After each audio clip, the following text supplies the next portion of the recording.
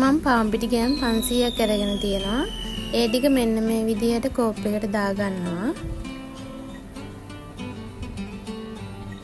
ඔක්කොම ටික දාගන්න ඕනි. ගෑම් 500ම. මේ දවස්වල ඉතින් අවුරුදුනේ රස කැවිල්ලක් විදිහට අපිට හදාගන්න පුළුවන් පැණි බූන්දි. ඊට පස්සේ මම එකට සීනි ගෑම් 250ක් තමයි පාම්පිටි ගෑම් 500ට එකතු කරගන්නේ.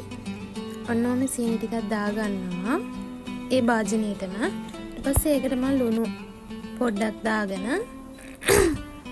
බෙල්ල ස්වල්පයක් එකතු කරගන්නවා. ඊට පස්සේ ඒකට මම ඊස් මේස හැන්දක් දානවා. දාලි වෙල්ල ඕක හොඳට මික්ස් කරගෙන ඔහොම ටිකක් හොඳට මික්ස් කරගන්න ඕනි. හොඳට කැලවම් වෙනකන්.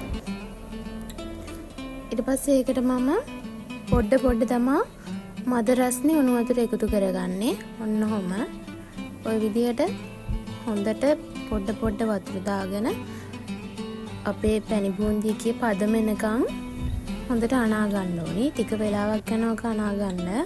මං හැන්දක් තමයි ඒකට භාවිතා කරේ. ඔන්න පදමට එනකන් අනා ගන්න ඕනි. ඊට පස්සේ මම මේක පාට 3කින් තමයි හදන්නේ. භාජන 3කට මං දාගන්නවා.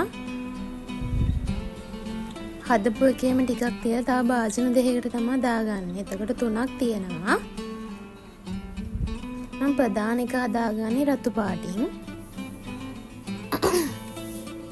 ඊට පස්සේ ඒක හොඳට කලවම් කරගන්නවා. ඔය විදිහට පොඩ්ඩක් දැම්මම ඇති. ඔයාට තින් කලරින් ප්‍රමාණය ඕනි නම් ටිකක් දාගන්න. ඔය විදිහට හොඳට කලවම් කරගන්නවා. දැන් රතු පාටට හොඳට ඇවිල්ලා තියෙන්නේ. ඊට පස්සේ මම අනිත් එක හදාගන්නේ කහ පාටින්. කහ පාට කලරින් ටිකක් දාගන්නවා. අනිත් එක මම හදාගන්නේ රෝස පාටින්. රෝස් පාට කලරින් ටිකකුත් දාගන්නවා. ඒ දෙකත් හොඳට කලවම් කරගන්නවා. ඔන්න ඔය විදිහට.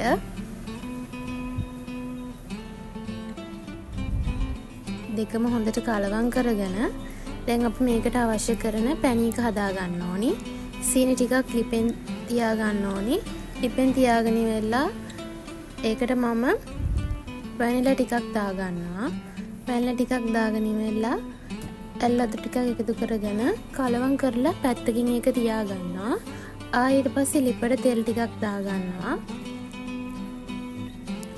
දාගෙන ඉවර වෙලා මම අර හදාගත්ත පැණි බූන්දි එක ටිකින් ටික දා ගන්නවා. මම මේ හදන උපකරණයට වැඩිය ඔයාලට පුළුවන් shopping bag එකක් අරගෙන